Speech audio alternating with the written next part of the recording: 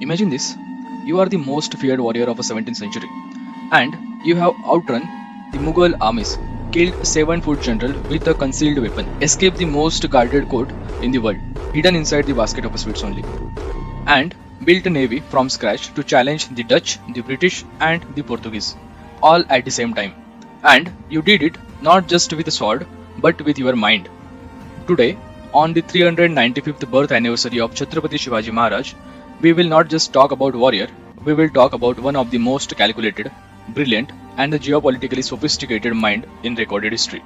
To understand Shivaji Maharaj's genius, we first need to understand the political chessboard of the 17th century India. Because this was not a simple battlefield, this was a multi-dimensional geopolitical trap.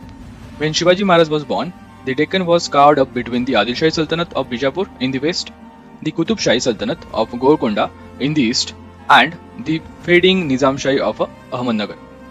Above all of them loomed the Mughal Empire, the first under the Shah Jahan and then under the Aurangzeb, absorbing every piece of a subcontinent it could reach. And Shivaji Maharaj's own father, Shahaji Raje Bhosle, served Bijapur as a military commander, and Shivaji Maharaj was born inside this political cage on 19 February 1630 at Shivneri Fort. And as he was growing, the three European powers then rising along the Indian coastline, the very coastline Shivaji Maharaj would one day command, were three of the most powerful naval empires in the world. The Portuguese, controlling the Goa in 1510 and holding the forts at Diu, Daman, Basen, Chaul, and Karanja, with the policy of forced religious conversion that enraged the local population.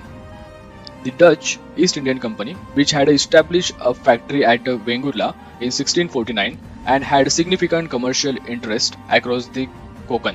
The British East Indian Company, operating from the Surat and about to receive the Bombay Island in 1661 as a part of a royal marriage dowry. It was a small British company, but it was taking the calculated risk and always watching for opportunities. So the picture over here is nothing but Shivaji Maharaj was encircled on the land by the three sultanates and one empire, and hemmed in on the sea by the three European colonial power. A laser man would have chosen to serve one master, but Shivaji Maharaj chose to outplay all of them. Have a great Shiv Jayanti celebration. Jai Bhavani, Jai Shivaji. Thank you for watching till this point.